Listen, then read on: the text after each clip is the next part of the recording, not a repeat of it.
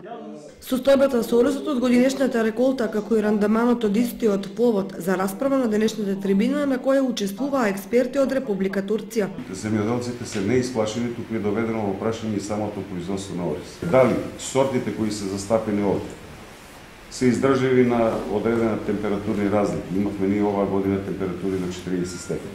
Дали вие имате искуство со примената на хербицидот Rainbow? Чешит. Многу зависи од која сорта, кој вид се сади. Сет Андреја не е некој вид што дава висок рандуман. Климатските услови се многу битни, топло-ладно и многу е битно времето и тајмингот на овакво собирање на жетва. Најубаво е според новите принципи да се собира, да се жне кога има влага во оризот 20 до 24%. Се Андреја добро разлажи се добро. А кај се Андреја уште повеќе треба да има влага.